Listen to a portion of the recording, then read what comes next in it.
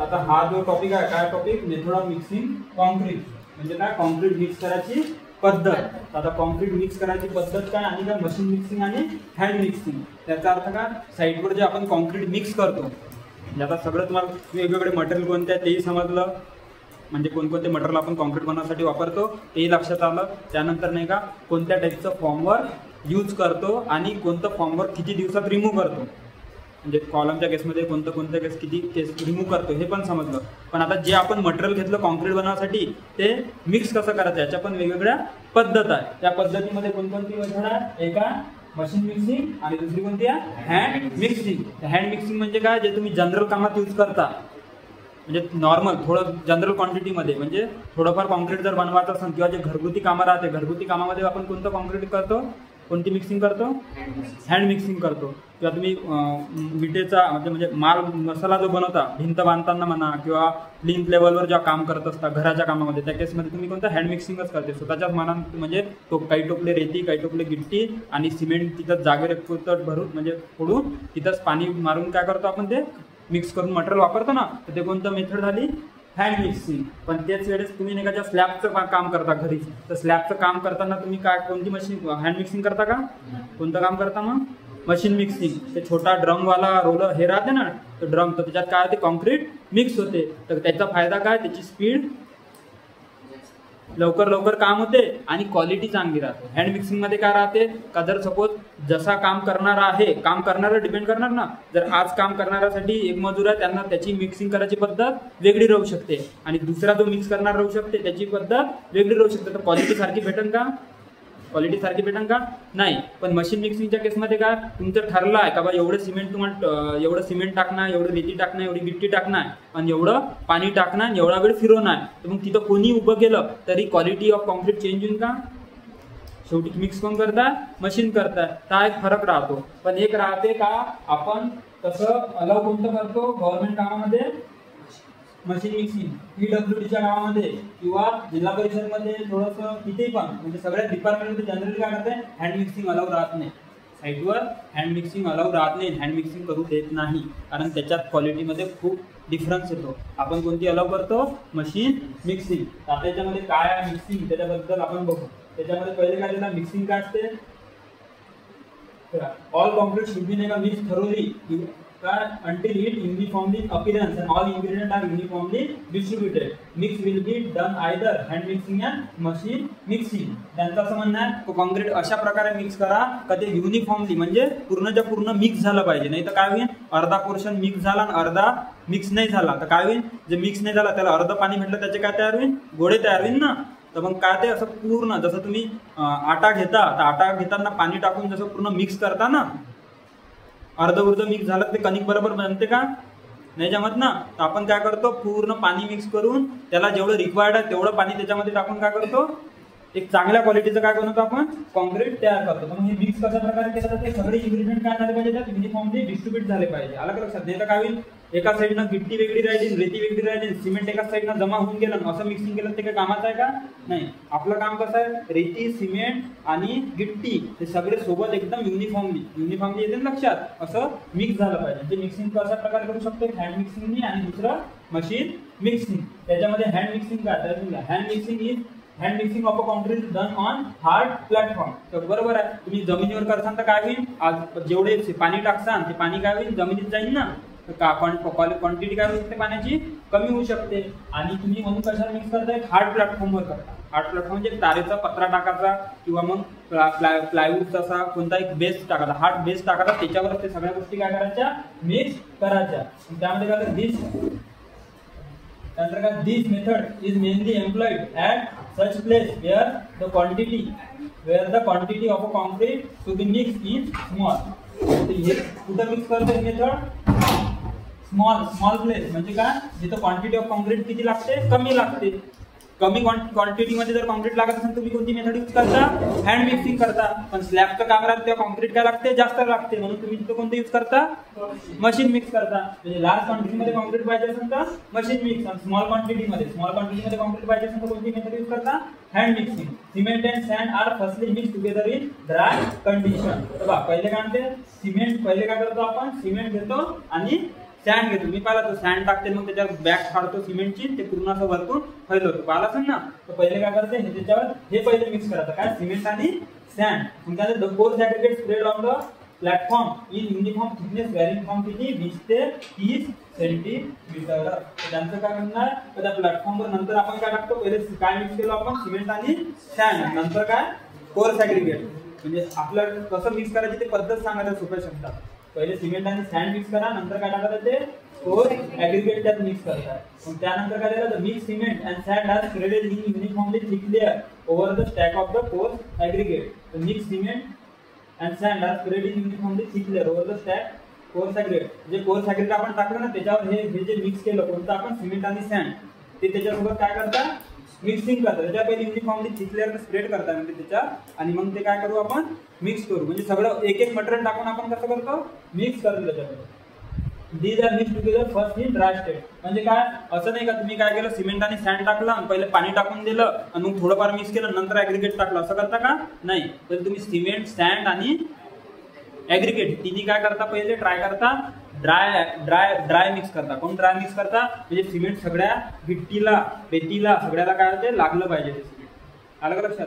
नाही तर काय होईल, जर सपोज तुम्ही सिमेंट घेतलं, पहिले पाणी टाकून दिलं, ते सिमेंटचाच गोळा होऊन जाईल. मग त्यात तुम्ही रेती गिट्टी टाकता तर ते बरोबर लागणार आहे का, त्यात ते गोळेच तयार होईल ना, त्याचे बरोबर सिमेंट तयार होईल, कॉन्क्रीट तयार होईल का, नाही होणार. म्हणून ते काय म्हणते, पहिले ड्राय मिक्स करायचं. मग त्याच्यानंतर काय, quantity of water sprinkle over it. असं घेतलं डायरेक्ट असं बकेटीनं टाकून असं करतो का, नाही. त्याचं काय म्हणा, वरवर त्याच्यावर काय पाणी करायचं, असं स्प्रिंकल, म्हणजे स्प्रिंकल समजतं ना तुम्हाला, तर असं वरतून शिंपडाचं पाणी त्याच्यात पहिले. आणि the mass continuously mix will uniformly workable concrete is obtain. तर कुठपर्यंत मिक्स करायचं, जोपर्यंत ते वर्केबल होत नाही. आता ही वर्केबिलिटी कन्सेप्ट समोर तो त्याच्यासाठी एक स्लम टेस्ट असते, तर ते समोर दिली आहे. त्या गोष्टी मी तुम्हाला समजून सांगणार का काय असते वर्केबिलिटी. पण सोप्या शब्दात जेव्हा तुम्ही घरी सोप्या शब्दात आटा जो बनवता ना, तर आटा कसा पाणी मिक्स करू करू करू कसा असा तोपर्यंत मिक्स करतात जोपर्यंत तो आटा काय पोळी बनवायच्या लायकीचा होत नाही, तोपर्यंत करता ना. नाही तर जो पहिल्यांदा उंडा बनवायला जात असेल पोळीचा, बनवणं सोपं आहे का पोळीचा उंडा बनवणं, ज्याला डेली प्रॅक्टिस आहे त्यालाच ते अंदाज राहते किती पाणी टाकायचं, कसं कसं मिक्स करत जात. सेम ते तेच आहे का, ते कुठपर्यंत बनवतात, ते वर्केबल झालं पाहिजे. वर्केबल म्हणजे काय, बनवलेला मुंडा काय होता त्याची आपण पोळी बनवू शकत आहे. कॉन्क्रीट पण वर्केबल बनवायचं म्हणजे काय, ते कामात वापरता आलं पाहिजे. ते तर खूप पाणी टाकून दिलं ते कामाचं कॉन्क्रीट आहे का ते, आणि एवढं कमी पाणी टाकलं का ते सिमेंट अर्ध कोरडं आहे ना अर्ध ओला आहे, ते कामाचं आहे का, नाही आहे ना. म्हणजे वर्केबल पाहिजे का, ते कामी आलं पाहिजे. ते काय असते, हे झालं हँड मिक्सिंग. हँड मिक्सिंग तुम्हाला माहित आहे का, काय करायचं, हार्ड प्लॅटफॉर्मवर घ्यायचा सिमेंट आणि ऍग्रीगेट काय करायचं, त्याच्यामध्ये पहिले ड्राय मिक्स करायचा, मग त्यात पाणी स्प्रिंकल करायचा, आणि जो त्या वर्केबल म्हणजे कामाला उपयोगी पडल अशा लाईटीचं जोपर्यंत बनत नाही तोपर्यंत त्याला काय करायचं, कंटिन्युअसली मिक्स करत राहतं. कंटिन्युअसली काय करायचं, मिक्स करायचं. म्हणजे तुम्ही पाला तो साईटवर काम करणारा काय करते, पाणी टाकल्यानंतर मिक्स करत राहते ना, जोपर्यंत ते त्या क्वालिटीचं बनत नाही कॉन्क्रीट. मग हे झालं कोणतं, हँड मिक्सिंग. दुसरं कोणतं, मशीन मिक्सिंग. आता मशीन मिक्सिंग काय असते, तर machine employ for the mixing concrete आणवण्यास त्याला काय म्हणते, कॉन्क्रीट मिक्सर. तर कॉन्क्रीट मिक्सर तुम्हाला माहिती आहे ना, कॉन्क्रीट मिक्सर. कॉन्क्रीट मिक्सर मध्ये काय करतो आपण, मशीन मिक्सिंग करतो.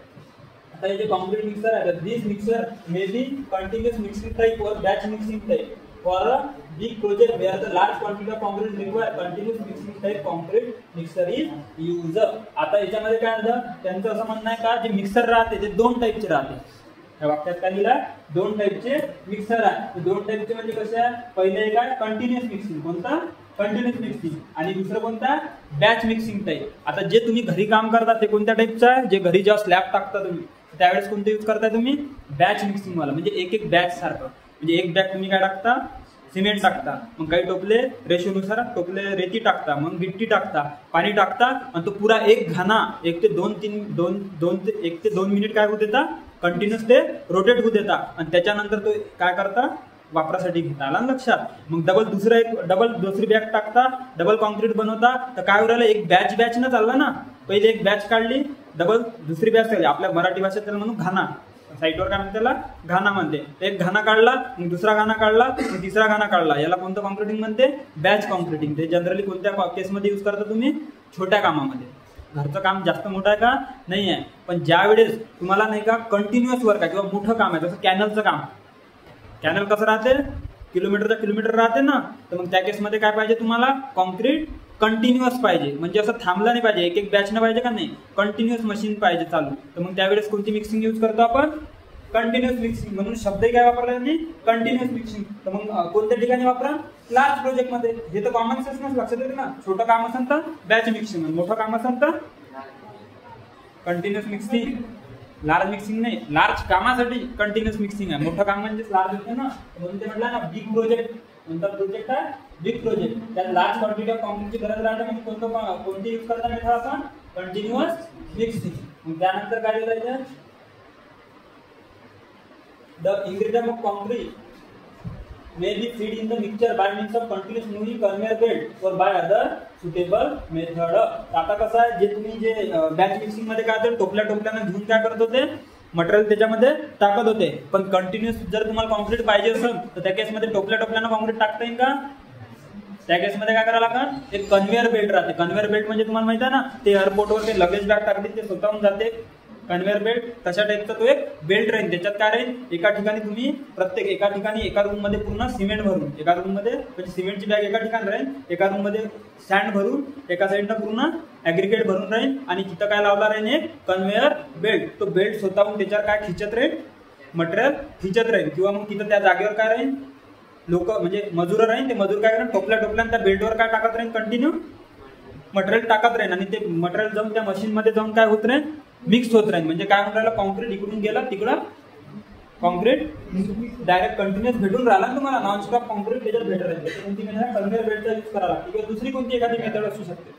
पण सांगायचा उद्देश काय, मटेरियल काय जात आहे, कंटिन्युअस जात आहे. त्यानंतर काय, for small work basis mostly tilting drum type mixer are used. आपल्या आपण जे पाहिलं कोणतं ते मिक्सर, आता जे मिक्सर आहे त्या मिक्सरला काय राहते, एक ड्रम राहते. तो पाहिला ना गोलवाला ड्रम जो कंटिन्यू फिरत राहते. तर ते ड्रम पण दोन टाईपचे राहते, एक राहते टिल्टिंग टाईप आणि एक काय राहते, नॉन टिल्टिंग टाईप. तर टिल्टिंग टाईप ड्रम म्हणजे काय, तो पाहिला तो मटेरियल भरल्यानंतर गोल गोल गोल गोल फिरते आणि नंतर मग त्याला असं गोल फिरून देते. तो पाहिला, आणि ते कोणती बग्गी जे राहते ना गाडीचा छोट्या, त्याला काय म्हणते, बग्गी म्हणते. ते बग्गीमध्ये तो असा माल भरते आणि असा लोटत लोटत घेऊन जाते. पाहिलं असं ना तुम्ही साईडवर. तर ते जे आहे ते कोणता ड्रम आहे, असा गोल फिरत आहे ना. टिल्ट होणं म्हणजे पलटू शकणं, तिरपवणे, अलग लक्षात. तर टिल्ट केल्या तर ते, तर ह्याला कोणता ड्रम म्हणते, टिल्टिंग ड्रम. तर छोट्या कामामध्ये आपण कोणता ड्रम वापरतो, टिल्टिंग ड्रम. आणि नॉन टिल्टिंग ड्रम म्हणजे काय, जो पलटू शकत नाही, जो पलटू शकत नाही. तर असा कोणता ड्रम राहते, जसं रस्त्याचं बांधकाम पहा, त्या केसमध्ये जो ड्रम आहे तो खूप मोठ्या साईजचा राहते. तो ड्रम पाहिला का तुम्ही, असं साईडनं निघते का ट्रकावरून, असं पलटते का, नाही पलटत. त्या ड्रमला फक्त एक असं वरतून हे लावावं लागते, म्हणजे असं उतरासाठी किना लावून असं सपोर्ट देतात त्याला. किंवा त्याला म्हणजे खाली मटेरियल पाडण्यासाठी एक असं अरेंजमेंट राहते. तुम्ही पाहिलं कसं गोलवाली अरेंजमेंट राहते, त्यातून कंटिन्युअस तो ड्रम फिरत राहते, सरळ सरळ मटेरियल बाहेर निघते पूर्ण, आलं का लक्षात. तर तशा टाईपची अरेंजमेंट राहते. त्यांचंही म्हणणं आहे छोट्या कामामध्ये जे आपण मिक्सर वापरत आहे ते कोणत्या टाईपचा, टिल्टिंग ड्रम वाला. कोणता, टिल्टिंग ड्रम वाला. त्यानंतर काय, while mixing concrete with mixture, first the coarse aggregate feed in the mixture, then sand and then cement. त्यांचं म्हणणं आहे की जेव्हा तुम्ही मशीन मिक्सिंग करता, काय करता, मशीन मिक्सिंग. तर मशीन मिक्सिंगच्या केसमध्ये पहिले त्या ड्रम मध्ये काय टाका म्हणते, ते कोर्स ॲग्रिगेट. काय टाका, कोर्स ॲग्रिगेट. त्याच्यानंतर त्याच्यात काय टाका म्हणते, ते सँड. आणि त्यानंतर काय टाका, त्याच्या सिमेंट. म्हणजे आलं का लक्षात, पहिले मोठी जाडी पार्टिकल टाकायला होता, त्याच्यापेक्षा पुढे बारीक म्हणजे काय, सँड. आणि त्याच्यापेक्षा बारीक काय, सिमेंट. अशा टाईपने त्यात नाही का आतमध्ये मटेरियल टाका लागते. आणि ज्यावेळेस तुम्ही इथं पाहिलं होतं हँड मिक्सिंग मध्ये काय करतो, पहिले तुम्ही सँड आणि सिमेंटचं मिक्सचर बनवत होते, ॲग्रिगेट वेगळं घेत होते, नंतर मग ते दोन्ही मिक्स करत होते. पाहिलं का, हा फरक आहे मेथड मध्ये. मग इथे काय दिलं, फर्स्ट कोर्स, पहिले कोर्स ॲग्रिगेट टाका, मग काय टाका, सँड टाका, नंतर काय टाका, सिमेंट टाका मशीन मिक्स मध्ये. त्यानंतर काय ते, after dry mixing of the major quantity water is poured in the mixture and the concrete is mixed for.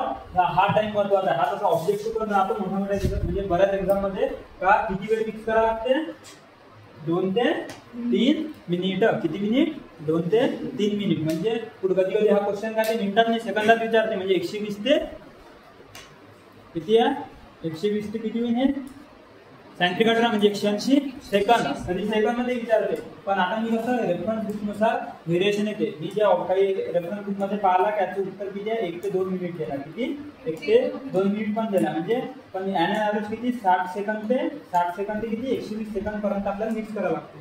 तर रेफरन्स बुक नुसार फरक पडते. पण ॲव्हरेज टाइम आला लक्षात, 2 मिनिट तरी तुम्हाला मिक्स करणंच आहे. सांगायचा उद्देश काय, 2 मिनिट तरी त्याला काय करणार तुम्हाला मिक्स करायचं. कायसाठी वर्केबल कॉन्क्रीट भेटायचं. वर्केबल कॉन्क्रीट सांगितलं ना काय असते, वापरा लायक. हा, तर तशा टाईपचं जे कॉन्क्रीट बनवायचं त्याच्यासाठी तुम्हाला किती 2 ते 3 मिनिट काय करायला लागेल, ते मिक्सरला रिव्हॉल्युशन द्यावं लागेल. गोल गोल फिरत राहते ना ते मिक्सर, ते रिव्हॉल्युशन द्यावं लागेल 2 ते 3 मिनिट. त्यानंतर before placing the concrete in position care should be taken that proper mould is prepared around where the concrete should be laid. तर त्यांचं असं म्हणणं आहे, आता ज्या वेळेस तुम्ही कॉन्क्रीटिंग करता तर प्रॉपर मोल्ड, आता मोल्ड काय आहे त्या दिवशी सांगितलं मी, मोल्ड आणि फॉर्मवर्क. तर फॉर्मवर्क आणि मोल्डमध्ये तसा काही फरक आहे का वेगळा, फक्त मोल्ड म्हणजे छोट्या कामासाठी जे आहे त्याच्यासाठी काय यूज करतो आपण मोल्ड, आणि मोठ्या वर्कसाठी फॉर्मवर्क. तर सांगायचं उद्देश याचा का, सपोज रोड बांधून राहिलं तर रोडच्या बाजूला साईडला लावतो ना, नाही साईड लावला तर ते कॉन्क्रीट बाहेर चाललं जाईल ना. त्यांचं म्हणणं आहे का ते प्रॉपर लावलेलं असलं पाहिजे, प्रॉपर पोझिशन मध्ये सेट केलं पाहिजे. कारण जेवढी रोडची विड्थ आहे तेवढंच आपण बरोबर एका लाईन ते साईडला लावतो ना बाजूनं, तर त्या साईड जे राहतात त्या प्रॉपर पोझिशन मध्ये तिथे लावला पाहिजे. नंतर all the face of the mould coming in the contact with the concrete properly coat and root oil so that it may not be absorb the water from the concrete and is difficult to while removing the battens. ह्याचा अर्थ हे आहे का जे mould आहे, mould म्हणजे centering समजा, किंवा मोल्ड छोटा सेक्टर राहते ना, तर ते जे तुम्ही कवरिंग जे लावून राहिले आजूबाजूनं, तर त्या कवरिंगला काय लावा म्हणजे ते ऑइल लावा. काय लावा, ऑइल. जेव्हा तुम्ही ट्यूब पण बनवता ना 15 सेंटीमीटर, तर ट्यूब त्याच्यात कॉन्क्रीट भरायच्या आधी त्याला चारी साईडनं काय लावावं लागते, ऑइल लावावं लागते. का ऑइल लावावं लागते असं विचारू शकते, काऊन ऑइल लावतो आपण, तर ऑइल लावायचं जसं तुम्ही नाही का घरी बर्फा बनवता दिवाळीमध्ये, तर त्याला काय लावते, ताटाला तूप लावते, पालाय का, आणि तूप लावल्यानंतर त्याच्यात काय टाकतो आपण, पाक टाकतो ना. याचा पाक म्हणजे ते बनवलेलं बर्फी पाला ना तुम्ही, बर्फी याची रव्याची बर्फी बनवते तेव्हा, तर तशी सेम केस इथं. सेम केस मध्ये काय करतात का, क्रूड ऑइल लावतात, मग त्याच्यानंतर त्याच्यात काय लावतात, त्याच्यात मग कॉन्क्रीट टाकतात. त्याचं रिझन काय आहे का, जर तुम्ही डायरेक्ट टाकलं तर काय करू शकते, त्यातलं कॉन्क्रीट मधलं पाणी पिऊ शकते. म्हणजे जर लाकडाची पाटी लावली तुम्ही, त्याला ऑइल नाही लावलं तर ते जर लाकडाची पाटी काय राहील, वाढलेली राहील ना, तिचा गुणधर्म काय, पाणी सोकून घेणं. तर तो कॉन्क्रीट मधलं काय करून घे, पाणी पिऊन टाकावं. तर ते पाणी नाही प्या, आणि काय ते रिमूव्ह करताना इझिली रिमूव्ह पण होते. ऑइल जर लावल्यानंतर काय ते रिमूव्ह करायला सोपं होते. नाही तर काय, तुम्ही ऑइल नाही लावलं तर ते पाटी काय त्या कॉन्क्रीटला चिपकून जाते, मग ते तुम्हाला जबरदस्ती काढा लागते ना. मग त्या केसमध्ये होऊ शकते तो नाही का पोपडाच ओढून घेईन कॉन्क्रीटचा, तर म्हणून त्या केसमध्ये काय लावलं पाहिजे, ऑइल लावलं पाहिजे. तर आता तुमच्या लक्षात आलं काय, कोणत्या टाईपचं मिक्सिंग असते, हँड मिक्सिंग असते आणि मशीन मिक्सिंग असते. हँड मिक्सिंग छोट्या कामासाठी वापरतो, मशीन मिक्सिंग मोठ्या कामासाठी वापरतो. मशीन मिक्सिंग मध्ये ड्रम कोणतं कॉन्क्रीट मिक्सर यूज करतात, आणि कॉन्क्रीट मिक्सर करता कॉन्क्रीट बनवायच्या 2 पद्धत राहते. एक पद्धत राहते बॅच मिक्सिंग आणि दुसरी कंटिन्युअस मिक्सिंग. बिग प्रोजेक्ट मध्ये कोणती यूज करतो आपण, कंटिन्युअस मिक्सिंग. आणि कंटिन्युअस मिक्सिंग साठी मटेरियल सप्लाय करायसाठी आपण कशाचा यूज करू शकतो, कन्व्हेयर बेल्टचा. आणि जे मिक्सिंग करायसाठी जे हे फिरते कारण ते ड्रम, ते किती मिनिट फिरायला पाहिजे सांगितलं त्यांनी, 2 ते 3 मिनिट. किती, 2 ते 3 मिनिट ते कंटिन्यू फिरत राहील ड्रम. आणि जे तुम्ही मोल्ड बनवता त्या मोल्डला काय लावलं पाहिजे, ऑइल लावलं पाहिजे, सो दॅट नाही का त्यांनी पाणी त्यातलं ऍब्झॉर्ब नाही केलं पाहिजे, आणि अजून काय रिमूव्ह पण इझिली व्हायला पाहिजे. आणि मिक्सरचे जे टाईप आहे ते 2 सांगितले होते, एक काय तर टिल्टिंग मिक्सर आणि एक नॉन टिल्टिंग मिक्सर. अशा टाईपचे 2 मिक्सर राहत असतात. छोट्या कामात जे आपण वापरतो जनरली जे घरचं जे मिक्सर आहे ते कोणता, टिल्टिंग मिक्सर आहे. आलं का लक्षात. तर अशा टाईपच्या पद्धती आहे मिक्सिंगच्या, कोणती हँड मिक्सिंग आणि मशीन मिक्सिंग. हे क्लिअर झालं तुम्हाला काय असते मशीन मिक्सिंग, हँड मिक्सिंग आणि मशीन मिक्सिंग. आता मेन काय आहे, हा टॉपिक तसा तुमच्या डोक्यात तसाच तुम्हाला स्वतःहून समजू शकते असा टॉपिक होता हा, हँड मिक्सिंग आणि मशीन मिक्सिंग. पण महत्वाचं काय आहे, तर मिक्स किती केलं पाहिजे किंवा कशा क्वालिटीचं करायला पाहिजे हे कसं ओळखलं जाते, ती ह्या टेस्टनी. कोणत्या टेस्टनी, या टेस्टनी. नाव काय तिचं, स्लम टेस्ट. तर स्लम टेस्टनी जसं तुम्हाला सांगितलं ना, सिमेंटचं जर फाईननेस फाउंड आउट करायचं असेल तुम्ही कोणती टेस्ट वापरता, फाईननेस टेस्ट सांगितलं ना. सिव मेथड अनालिसिस 90 मायक्रॉन सिव यूज करता, आठवते ना. 10% पेक्षा सॅम्पल जास्त राहिला नाही पाहिजे सांगितलं होतं मी तुम्हाला. तर ते जे आहे ते कोणती, ते फाईननेस साठी आहे ना ते टेस्ट. तर ती कोणती फाईननेस साठी टेस्ट जशी आहे तसं इनिशियल सेटिंग टाइम साठी कोणतं सांगितलं होतं मी, विकाट ॲपरेटस सांगितलं होतं. कोणतं, विकाट ॲपरेटस साठी. ते नाही का प्लंजर जेव्हा सोडता तर सुरुवातीला किती वरतून किती 33 ते 40 mm चा मोल्ड राहते. 40 mm चा काय राहतो, मोल्ड राहतो. आणि वरून जेव्हा तो प्लंजर सोडतो तर तो प्लंजर टॉप वरून किती पेनिट्रेट होईल, 33 ते 35 mm. 40 mm आहे ना, त्यातला वरून किती 33 ते 35 mm. आणि म्हणजे खालून किती उरण मग 5 ते 7 mm एवढ्या लेवलवर नाही का. जेव्हा तो थांबतो प्लंजर, तो जो टाइम असतो तो टाइम काय असतो तुमचा initial setting time. Initial setting time किती राहते तुमचा ऑर्डिनरी पोर्टलँड सिमेंट किंवा पोझोलानाच्या केसमध्ये 30 मिनिट. किती राहते 30 मिनिट. आणि लो हिट सिमेंटच्या केसमध्ये तो राहत असतो 60 मिनिट. अलग लक्षात. आणि फायनल सेटिंग टाइमच्या केसमध्ये तो कॉलर बीम राहतो असा गोल सर्कल रिंग आणि त्यात छोटेसा स्क्वेअर शेपचा बारीक पिन राहते 1/1 mm ची. तर ती नाही का किती मिनिटानंतर आतमध्ये जाणं पेनिट्रेट करणं थांबते 600 मिनिटानंतर. किती 600 मिनिटांना. त्याला कोणता टाइम म्हणतो आपण फायनल सेटिंग टाइम. कोणता म्हणतो फायनल. अशा टेस्ट कोणत्या केसमध्ये आहे सिमेंटच्या केसमध्ये आहे ना. तर मग अशाच टाईपची एक टेस्ट कशासाठी आहे स्लम टेस्ट आहे. ते कशासाठी आहे कॉन्क्रीटसाठी आहे. जे काय सांगते कॉन्क्रीट वर्केबल आहे का नाही. ते काय मोजते कन्सिस्टन्सी ऑफ कॉन्क्रीट मोजते. म्हणजे काय असते आता मी सांगतो तुम्हाला. स्लम टेस्ट म्हणजे काय पहिले वर्केबिलिटी काय असते हे सांगणं गरजेचं आहे. वर्केबिलिटी काय असते कॉन्क्रीट किती वेळ वर्केबल राहील तुमच्यानुसार. म्हणजे वापराच्या स्टेज मध्ये राहील तर किती वेळपर्यंत राहील 30 मिनिट.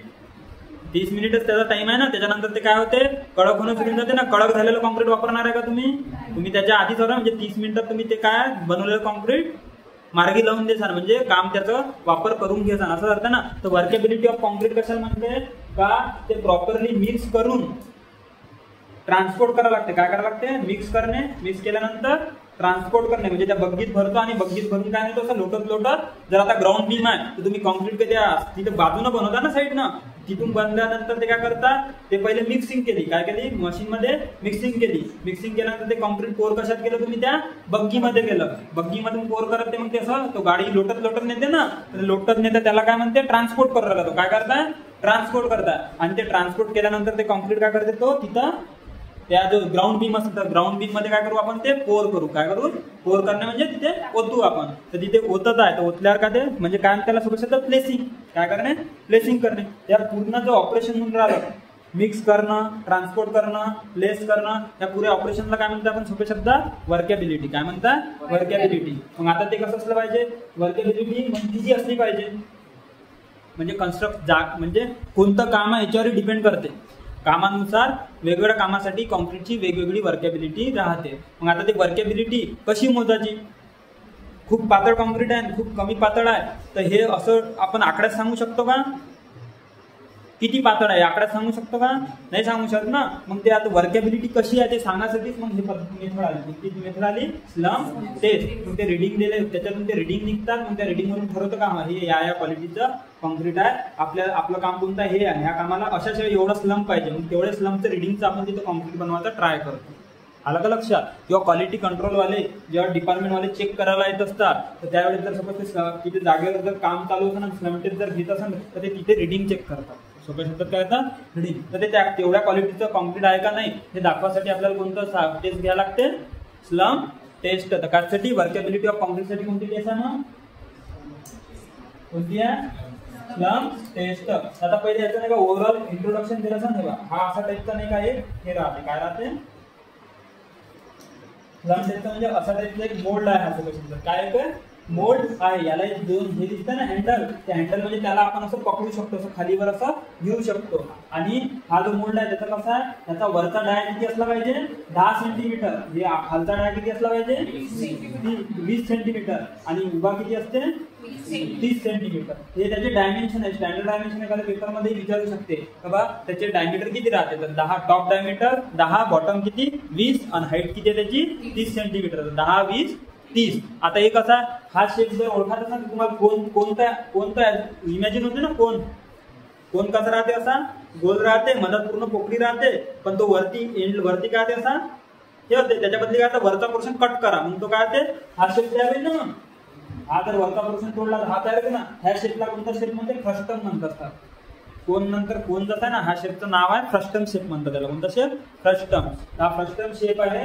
याच्यामध्ये नाही का 10 सेंटीमीटर वरची हाईट 20 सेंटीमीटर खालची हाईट आणि म्हणजे हाईट नाही आपलं डायमीटर. हा किती आहे 10 सेंटीमीटर डायमीटर आहे. हा किती आहे 20 सेंटीमीटरचा गोल आहे तो. आणि हाईट किती आहे त्याची 30 सेंटीमीटर. आणि दिसतात तुम्हाला गोल तेच आहे ना. प्लान जर पाहिला याचा वरतून तर प्लान असाच दिसन ना. हा वरचा एक गोल दिसन आणि हा खालचा एक गोल दिसन. हा दिसतंय बाहेरचा. आणि हे काय त्याचे हे फुटलेस म्हणजे काय, इथं तुम्ही त्याच्यात जवळ हे जे आहे ना ह्याच्यात तुम्ही काय ठेवता, आता काय करायचं याच्यात काय करायचं, कॉन्क्रीट भरावं लागते. काय करावं लागते, कॉन्क्रीट भरत राहतं. असं एक हार्ड प्लॅटफॉर्म घ्यायचा, त्याच्यावर काय करायचं, हा असा त्याच्यावर ठेवायचा. आणि हे जे दोन आहे हे काय म्हणतात त्याला, फुटप्लेस आहे. फुटप्लेस म्हणजे त्याच्यावर आपण काय ठेवू, दोन्ही पाय ठेवू असे, म्हणजे कोणी पायाचे हे बोट त्याच्यावर असे ठेवून त्याच्यावर ठेवू. आणि हे दोन काय हँडल आहे, त्याला असं हातात पकडू. त्याच्यात पहिले काय करू, आपण कॉन्क्रीट भरू. काय करू, कॉन्क्रीट भरू. आणि कॉन्क्रीट भरून एकमेका त्याच्यामध्ये एक हॅमर राहतो, तिथं लिहिलं आहे कोणतं नाव दिलं नाही, ram with rod with bullet nose at a lower edge. एकमेका आपण त्याला काय करतो, सोप्या शब्दात ठोकतो. जे कॉन्क्रीट टाकतो ना लेअर मध्ये, तर काय जर सपोज तुम्ही पूर्ण कॉन्क्रीट एकदम भरून टाकलं तर ते असं पॅक बसन का, मोकळं माकडं बसन ना थोडंसं, त्याला आपण काय करतो, दाबतो सोप्या शब्दात. तर जसं तुम्ही कणकीच्या डब्यामध्ये तो पालन तर लाकडानं कसं दाबतात, तशा टाईपचं हे दाबल्या जाते. म्हणजे असं दाबत नाही, ते हॅमर असते, ते असं वरती रॅम असा वर उचलला तो सोडला का तो काय करते, त्याला असा इम्पॅक्ट मारते. त्याच्यात काय करते, इम्पॅक्ट मारते. असं लेअर मध्ये आपण काय करू, कॉन्क्रीट भरून घ्यायचा. काय करू, असं एक लेअर, दुसरी लेअर, तिसरी लेअर करून असं हे काय करतो आपण, हे पूर्ण स्लम पण भरून घेतो. आणि हा भरल्यानंतर मग त्याच्यात पाय कोणत्या फुटप्लेसवर दोन्ही पाय ठेवायचे आणि हँडलला पकडून असं खिचायचं वरती. काय करायचं, ते खिचायचं करून म्हणजे ओढून घ्या. तसं जसं तुम्ही ते वरती ओढून घेता, काय हा हे जे हँडल आहे, स्लम कोन जो आहे हा जर तुम्ही ओढून घेतला तर त्यानंतर ते कॉन्क्रीट काय होईल, काय होईल, ते असं मी काढून घेतलं ना, ते कशाच्या आधारावर उभं होतं, ते पुरं कॉन्क्रीट त्याच्या भरोश्यावर उभं होतं ना. आता ते हाईट 30 सेंटीमीटर म्हणजे 1 फूट उभं कॉन्क्रीट होतं ते. आता तुम्ही तो कोन बाहेर काढून घेतला, तिथं कॉन्क्रीटचा तो हे राहील ना मटेरियल, तर ते कॉन्क्रीटचं मटेरियल काय होईल, काय होईल, पडू शकते ना किंवा उभं राहू शकते, डिपेंड आहे. उभं केव्हा राहील, त्यात पाण्याचं प्रमाण बऱ्यापैकी कमी राहील, तर खूपच कमी राहील तरी पडा, पण जेवढं गरजेचं आहे तेवढं बऱ्यापैकी राहील, तर त्या केसमध्ये ते पडम का नाही पडम. आणि पाण्याचं प्रमाण खूप झालं तर ते अजून खाली जाईल. किती जाईल, अजून खाली जाईल ना. तर मग ते त्याच्यावरून आपण रिडिंग मोजतो का बघ किती खाली जात आहे किंवा किती राहत आहे, त्या रिडिंग वरून आपण डिसाईड करतो तर त्याची स्लम्प व्हॅल्यू किती आहे. स्लम्प व्हॅल्यू किती आहे हे आपण त्यावरून डिसाईड करतो. ते मेथड हे मेथड लक्षात आली का, काय आहे मेथड, हा मेथड काय आहे, म्हणजे पुढे मेथड मध्ये काय करतं हे तर आलं का लक्षात तुम्हाला. म्हणजे रिडिंग कसे काढते ते सांगतो मी. आता पहिले स्लम्प टेस्ट मध्ये काय काय ते सांगते बघा. Slump standard slump concrete as shown in the figure and place firmly the ground. म्हणजे आपण हे जे खाली जे हे ठेवत आहे ना, काय म्हणजे तो प्लॅटफॉर्म, तो कसा पाहिजे, फर्म पाहिजे, म्हणजे स्ट्रॉंग पाहिजे. फर्म म्हणजे कसा स्ट्रॉंग पाहिजे तो. आणि त्याच्यावर काय ठेवतो आपण, हा कॉन्क्रीट ठेवतो. The concrete is filled with about किती 1/4 पोर्शन. किती पोर्शन भरता म्हटलं आपण, 1/4 पोर्शन. 1/4 म्हणजे काय, याची 1/4 किती होते, तीनचे किती होते, 1/4 तीनचे अर्धे किती होते, 15 चे अर्धे 7.5. तर ते 7.5 काय झाले, त्याचे 1/4 झाले ना, 4 तुकडे त्याचे 30 भागेला 4. 1/4 म्हणजे आलं लक्षात. त्याचे किती येते, 7.5 येईल ना, मल्टिप्लाय करा ना. 7 किती होते 28 आणि 5 20. तो 0.2 आहे ना, म्हणजे 2 आली. ते किती आले, ते 30 सेंटीमीटर. आलं का लक्षात. म्हणजे सांगण्याचा उद्देश काय, किती लेअर मध्ये भरता याच्यात कॉन्क्रीट, आपण 4 लेअर मध्ये. पहिले आपण काय म्हणते, त्याच्या 1/4 तेवढं कॉन्क्रीट भरू. किती, 1/4. आता 1/4 मध्ये जर भरू म्हणजे 30 सेंटीमीटर पैकी आपण किती सेंटीमीटर भरू पहिले, 7.5 सेंटीमीटर असायच्यात कॉन्क्रीट टाकू पहिले. हा मग कॉन्क्रीट टाकल्यानंतर तो काय म्हणते, ramp with rod which is make provided the ballot not at a lower end.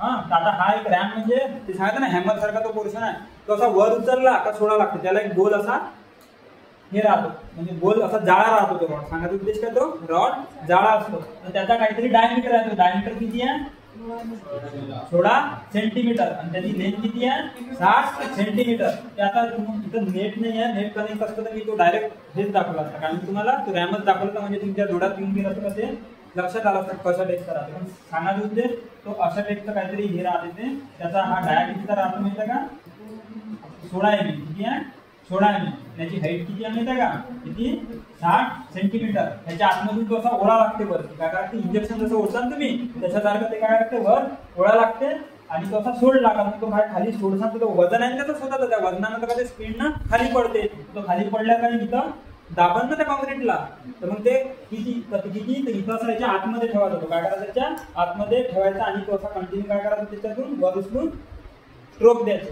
तर ते स्ट्रोक किती द्यायचे ते इथे दिले राहते. हे अलग लक्षात काय आहे, तर त्यामध्ये काय दिलं किती रॉड किती आहे तो 16 mm चा हाय ऑब्जेक्टिव्ह आहे. का त्याचा डाया किती राहतो 16 mm आणि त्याची लेंथ किती राहते 60 सेंटीमीटर. म्हणजे लेंथ किती आहे त्याची 60 सेंटीमीटर. रॅमची काय आहे तो रॅम आहे ना, त्याची रॅम रॉड तो हिट काय रॅम ही रॉड म्हणजे त्या रॅम मध्ये आतमध्ये काय आहे रॉड आहे. त्याचा डाया किती आहे 16 mm, हाय लेंथ किती आहे त्याची 60 सेंटीमीटर. आणि मग काय त्याचा स्ट्रोक बी गिवन. काय स्ट्रोक म्हणजे काय आलं लक्षात, वर उचलून इम्पॅक्ट दिला त्याला काय म्हणतात आपण स्ट्रोक. असे स्ट्रोक किती द्यायचे व्हॅरी फ्रॉम 20 ते 30 सेंटीमीटर. तर जनरली हे नाही का किती देत असतं माहिती का 20 ते 30 म्हटला, तर आम्ही टेस्ट घेताना नाही किती द्यायचो 25 द्यायचो. किती द्यायचो 25 द्यायचो. 25 चे स्ट्रोक देतो आपण किती, म्हणजे असे एक लेअर टाकायची मग 1 2 3 4 असे किती द्यायचे 25 स्ट्रोक. तसं त्यांनी सांगितलं 20 ते 30 च्या मध्ये द्यायला पाहिजे. पण प्रत्येक मेथडनुसार व्हॅरी होते. पण किती 25 स्ट्रोक द्यायचो आम्ही. मग 25 स्ट्रोक याच्यात दिले मग काय होते एक लेअर भरल्या जाते किती 7.5 सेंटीमीटरची. डबल अजून 7.5 सेंटीमीटर कॉन्क्रीट टाकायचं. हा डबल स्ट्रोक द्यायचे. अजून मग 25 स्ट्रोक दिले डबल त्याच्यात काय टाकायचं कॉन्क्रीट टाकायचं. अजून त्याच्यात किती द्यायचे स्ट्रोक द्यायचे तेवढे. मग अजून असं टाकून काय करायचं पुराच्या पुरा भरून टाकायचा. आला का लक्षात. असं लेअर मध्ये भरायचा, एकदम नाही भरायचा. कसं भरायचा लेअर मध्ये भरायचा. मग त्यात काय दिला the remaining portion of the cone is filled with the similar layer. बरोबर आहे ना, म्हणजे ते लेअर पुन्हा पुन्हा ते भरायचं असं त्यांचं. मग त्यानंतर काय ते top of concrete surface is struck off so that the cone is completely full of concrete. तर म्हणजे जो टॉपचा पोर्शन आहे ना त्याला ते काय थापी माहिती आहे थापी थापी पाहिली आहे तुम्ही, तो माल भरणारा घेऊन तो साईटवर ते कवचा म्हणता तुम्ही, तर ठीक आहे कवचा जे काही आहे तर ते घेऊन जे आहे तुम्ही टाकते ठरवते ना तो थापी जे काही आहे त्यांनी काय करायचं त्याला असं प्लेन करून घ्यायचं सरफेसला. नाही तर तुम्ही वरती आल्यानंतर ते असं राहील ना कॉन्क्रीट, तर नाही ते असं त्या लेअरला असं टॉपला असं प्लेन करून घ्यायचं. मग त्यानंतर काय the cone is gradually raise vertically remove. मग ग्रॅज्युअली रेज करायचा म्हणजे हळूहळू हळूहळू तो काय करायचा कोन वरती उचलायचा. आणि concrete is allowed to be subside. म्हणजे मग काय जसं तुम्ही उचलसान तर तसं त्याचं काय सबसाइड म्हणजे तो पडन ना, एक तर जागेवर राहू शकते किंवा त्याच्यात मग वेगवेगळ्या टाईपचे कॉन्क्रीटचे हे राहते. आता दिला concrete is allowed to be subside ना, त्यानं काय measure the height of the concrete. म्हणून तो कॉन्क्रीट सपोज 30 सेंटीमीटर जाता, तुम्ही कॉन्क्रीट उचलल्यानंतर काय केला ते म्हणजे तो हे काढून घेतला. काय केला तुम्ही व्हर्टिकली कोन काय केला तुम्ही काढून घेतला. जसा तो कोन काढून घेतला त्याची हाईट किती होती कोनच्या ते टाकलं असताना 30 सेंटीमीटर. तुम्ही काढल्यानंतर त्याची हाईट मध्ये काही चेंज नाही होणार का. 30 चा तो काय होऊ शकते 25 होऊ शकते. जास्तच पातळ असेल तर 10 होऊन जाईल. आलं का लक्षात. 0 होऊ शकते पुरेच्या पुरं. त्याच्यासाठी किती पातळ कॉन्क्रीट लागेल समजत आहे का तुम्ही. तर मग तसं ते आपण त्यात म्हणतो measure the height of the कॉन्क्रीटची हाईट नसतो. Slump of the concrete is obtain by deducting the height of the concrete after subsidence from the 30 centimetre. आता बघून घ्या जेव्हा नाही का आता हे कसं करतो सोप्या शब्दात सांगते एका मिनिटात सांगतो. तुम्ही आले तुम्ही काय घेतला आहे प्लॅटफॉर्म घेतला. काय घेतला प्लॅटफॉर्म घेतला. तो आपला कोन घेतला. त्या कोनची टॉपची डायमीटर किती होती 10 सेंटीमीटर. खालची किती होती 20 सेंटीमीटर. हाईट किती होती 3 सेंटीमीटर. तो कोन काय केला तुम्ही इथं असा ठेवून गेला. काय केला कोन ठेवला इथं. त्याला इथं नाही का काय हँडल आहे लक्षात. आणि इथं फूट स्टेप आहे. मग त्यानंतर तुम्ही गेला त्याच्यात नाही का पहिले तुम्ही नाही का कॉन्क्रीट बनवलं ते काय केलं याच्यामध्ये टाकलं 7.5 सेंटीमीटरच्या लेअर मध्ये किंवा 7.5 सेंटीमीटर पर्यंत भरा लागला. आलं का लक्षात. मग त्याच्यामध्ये तुम्ही काय केला तो रॅम घेतला विथ रॉड वाला ज्याचा डाया किती होता 16 mm आणि हाईट किती होती त्याची 16 हाईट किती होती 60 सेंटीमीटर. लेंथ किती त्याची सगळ्या शब्द 60 सेंटीमीटर. तो इथं ठेवला आणि मग ते काय केलं त्याच्यावर स्ट्रोक दिले. स्ट्रोक किती द्यायचे 20 ते 30 स्ट्रोक मध्ये द्यायचे. आता 25 देऊ शकतो 20 ते 30 रेंज दिले आहे त्यांनी. आम्ही किती द्यायचो 25 द्यायचो. मग 25 स्ट्रोक दिले. मग एक लेअर भरली दुसरी लेअर भरली तिसरी लेअर भरली चौथी लेअर भरल्यानंतर कॉन्क्रीट भरल्यानंतर त्याला काय करून टाकलं आपण प्लेन करून टाकलं. मग हे प्लेन केल्यानंतर हळूच तो कोण काय केला असा ओढून घेतला. काय केला ओढून घेतला. मग हा ओढून घेतल्यानंतर काय होऊ शकते ते जेव्हा काढून घेतलं तेव्हा ते काय होईल असं असं कॉन्क्रीट असून असं असं होईल किंवा असं असं असं होईल. आलं का लक्षात. तर हे काय सोपं शब्द स्लंप आहे. मग आपण काय करतो का याची दोन पद्धत आहे. एक तर काय करा तुम्हाला स्लंप म्हणजे काय हे जे रिडिंग आहे हे एवढं रिडिंग जे आहे ते काय स्लंप आहे. टोटल हाईट किती होती 30 सेंटीमीटर. किती होती 30 सेंटीमीटर. मग आता तुमच्याशी दोन ऑप्शन आहे, तुम्ही इथे काय लावसान, स्केल लावसान आणि वरतून काय करसान, रीडिंग मोजसान. काय मोजसान, रीडिंग मोजसान. आता वरतून रीडिंग मोजलं ते भरलं किती, 5 सेंटीमीटर.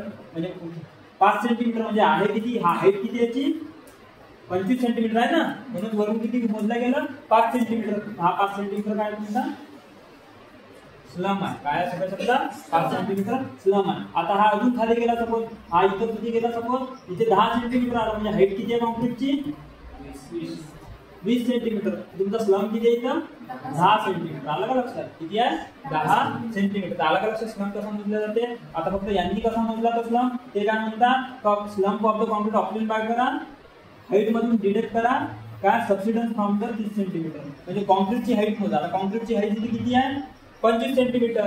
आणि कशातून मायनस करा, हाईट ऑफ द कोन मध्ये. आता कोनची हाईट किती आहे 30 सेंटीमीटर आणि याची हाईट किती आहे 25 सेंटीमीटर. तर आलं किती 5 सेंटीमीटर. 5 सेंटीमीटर काय तुमचा स्लम पाय. असं वरतून मोजा का असं मोजा. तुम्ही स्केल लावून असं वरूनही मोजू शकता, नाही तर मग असंही करू शकता. तुम्ही याची हाईट मोजून घ्या, 30 मधून मायनस करा, किती आले 5. इतर किती करतात 20 मायनस करतात 30 मधून, किती आले 10. हे हाईट काय तुमची सोपं शकता स्लम काय. तर समजलं का स्लम टेस्ट काय म्हणजे रीडिंग कोणतं आहे ते तुम्ही 25 सेंटीमीटर स्लम आहे. 25 सेंटीमीटर स्लम आहे का नाही, ते हाईट ऑफ काय आहे सबसिडन्स आहे किंवा त्या कॉन्क्रीटची हाईट आहे. आणि ही हाईट कशाची आहे कोनची हाईट आहे. तर हे आलं का लक्षात काय विषय, ठीक आहे. मग याच्यामध्ये आता याच्यामध्ये काय राहतं माहिती आहे का, जो असं एकदम परफेक्ट शेपचा जो येतो ना त्याला असे नाव पण आहे. याला काय म्हणतात ट्रू स्लम म्हणतात. कोणता म्हणतात ट्रू स्लम. आणि हा जो आहे याला शियर स्लम म्हणतात. ना कोणता म्हणतात त्याला शियर स्लम. आता शियर स्लम म्हणजे समजते का तुम्हाला काय असते, शियर ते व्हर्टिकली कट होणं. तर अर्धा कट झाला ना असा, अर्धा असा ढासळला, अर्धी जागा उभी आहे, तर मग हा काय शियर झाला ना त्याचा. हा एवढा पर्सेंटेज घासून खाली गेला ना, हा कोणता झाला मग शियर स्लम. आणि एक स्लम असतो कोलॅप्स स्लम. कोलॅप्स स्लम म्हणजे काय झालं कॉन्क्रीट पुरं असं असं होऊन गेलं. हा काय झाला कोलॅप्स स्लम. आधी इथे दिलं नाही आहे पण मी सांगून राहिलो कशा 3 टाईपचे रिझल्ट येते. एक काय भेटते ट्रू स्लम. ट्रू स्लम म्हणजे जो शेप होता तो शेप बऱ्यापैकी आला, म्हणजे कमी झाला आहे पण शेप तोच आला, जास्त फरक नाही आला. हा कोणता स्लम काय ट्रू, TRU ट्रू. हा कोणता ट्रू स्लम. हा शियर झाला, आला का लक्षात. हा कोणता झाला शियर स्लम. आणि हा कोणता स्लम काय कोलॅप्स स्लम. ह्याच्यात खूप जास्त पाणी झाला म्हणून तो काय झाला कोलॅप्स झाला. ह्याच्यापेक्षा थोडं कमी पाणी होतं म्हणून कोणता शियर स्लम. आणि ह्याच्यात बऱ्यापैकी स्ट्रेंथ वाला पाहिजे कोणता हा ट्रू स्लम आहे. तर वेगवेगळ्या कामानुसार वेगवेगळ्या टाईपचं कॉन्क्रीट तुम्हाला बनवावं लागतं. आता मग त्याचा टेबल कसा कोणत्या रिडिंगसाठी किती स्लम पाहिजे किती पाहिजे ते याच्यामध्ये दिला आहे. काय दिला इथे रिडिंग दिला. आता हा टेबल तुमच्या लक्षात असला पाहिजे. कोणत्या वर्कमध्ये किती स्लम पाहिजे म्हणजे टेस्ट परफॉर्म जर केली तर बघ किती स्लमची व्हॅल्यू आली पाहिजे ते इथे सांगितलं आहे. त्याच्यामध्ये पहा यामध्ये बघा. आता बघा इथे कोणतं काम म्हटलं त्यांनी कॉन्क्रीट फॉर रोड कन्स्ट्रक्शन. कोणतं कन्स्ट्रक्शन रोड कन्स्ट्रक्शन. तुम्ही रस्त्याचं जर काम करू राहिले, रस्त्याचं बांधकाम जेव्हा करू राहिले ना तर त्यावेळेस जेव्हा कॉन्क्रीट बनवता त्यावेळेस त्याची जर सोबत तुम्ही स्लम टेस्ट घेतली तर त्या केसमध्ये रिडिंग किती आली पाहिजे 20 ते 40 mm. किती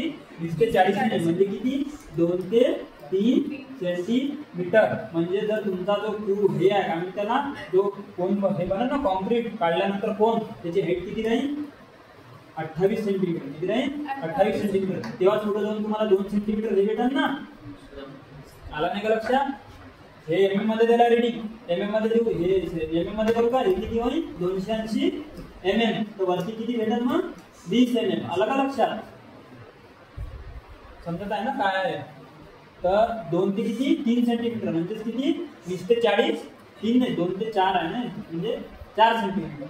किती 2 ते 4 सेंटीमीटर एवढाच काय आला पाहिजे स्लम आला पाहिजे. म्हणजे त्याच्या म्हणणं सोप्या शब्दात 280 mm त्याची हाईट कॉन्क्रीटची राहिली पाहिजे.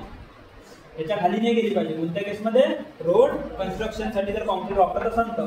दुसरं कॉन्क्रीट फॉर कशासाठी पॅरापीट स्लॅब. पॅरापीट माहित आहे, स्लॅब माहित आहे, वॉल माहित आहे आणि पियर पण माहित आहे. काय पियर ब्रिजचे सपोर्ट.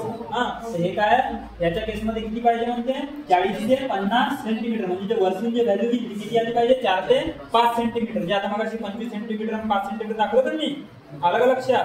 तर त्या केसमध्ये काय ते कोणत्या केसमध्ये पॅरापीट स्लॅब वॉल आणि पियरच्या केसमध्ये.